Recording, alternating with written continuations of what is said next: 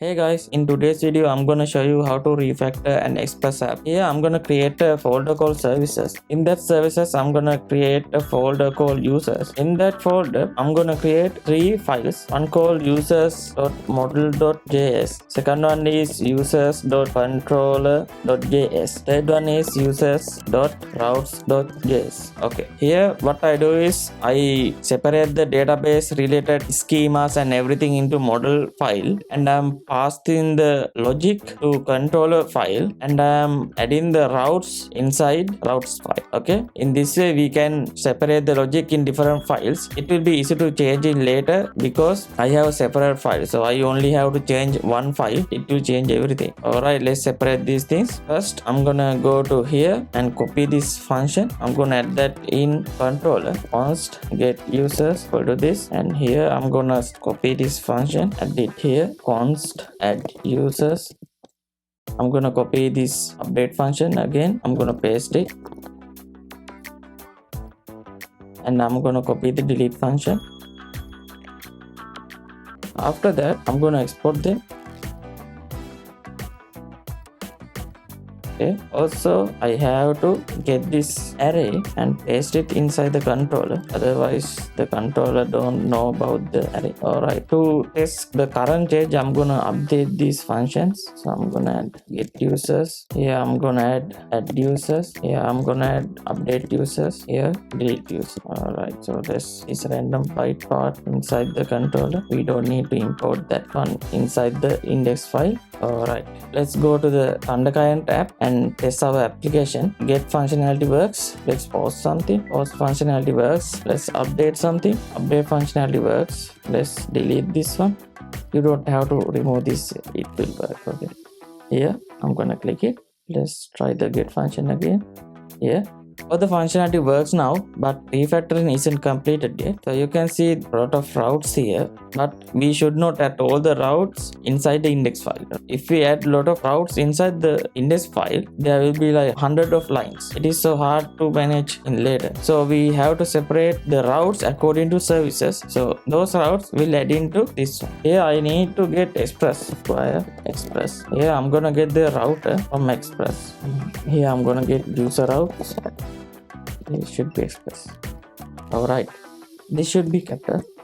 Okay, now user routes.route. Here you can see we have same route for get and the post. So we can go to our routes file and add that route slash, instead of users I'm gonna add API slash users. Okay, and then I can add get here, also I can add post here. Now both of these methods assign to this route, so it is easy for refactoring, right? So here I'm gonna get add users and get users and update the route part. Here I'm gonna add users. Sorry, this should be get users, and this one is add users. I'm gonna do the same kind of thing. Here I'm gonna add ID, then I'm gonna add this one should be delete users, and update now put.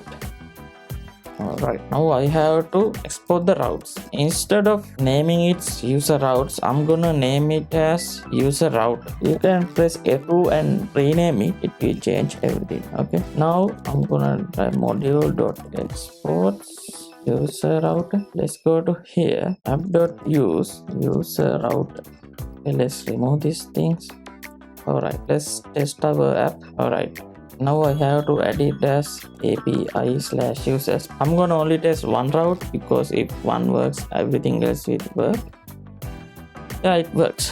Alright, I have to add the route first. Okay, then I have to pass the router. So instead of passing this here, I can pass this and this. Only the part we want to add at the end. Inside the index one, I'm gonna add API slash users. Okay, alright, now this part is work. Let me test. Let's test get function. Yeah, it works. Okay, in here we are accessing this route inside the port 9000, but the React runs in port 3000. When you request some kind of data from this server from React project, it shows an error. The reason is we didn't add CORS policy. I have imported the CORS and I have added that inside this app.use. Now you can access this data from a different port or different server instead of directly accessing here. So this isn't done yet. because we have to add a .env file and add this port number into that one. Also, we are using .env files to handle secret keys that we don't give any other developers or customers to view. Okay, this is to protect our app. When we deploy this thing, we have to give that to a server so it will work, but we don't publish that .env file in the GitHub because everyone else can see it, right? So yeah, this is port number is okay, but when you add encryption to users passwords, then you have to use a secret key and you have to store it in somewhere, right? So that's place is .env file. Here I'm gonna add port 9000. Let's go to index file. Alright. Okay. Sorry, this is my bad. Require not request. Okay. Now port is working. Alright. Now we have to add a new npm library here. npm i.env. Okay. npm stack. Okay. Here I'm gonna get .env and here I'm gonna add .env.compile. Now I can use a .env file. You can see I have added the port here. Now instead of adding port like this, I'm gonna process .env.port. This variable name and this variable name must be same. Okay, you can see it's working just like before. I normally add 9000 like this, like when I'm developing. So if there isn't any port inside the env file, the app must run in port 9000. That's what this port says. Okay, the model which I haven't implemented yet, only concerned about how to connect with the database. In the next video, I will teach you how to connect this backend service with the MongoDB app. Okay, that's it. Make sure you like and subscribe. See you guys in the next one.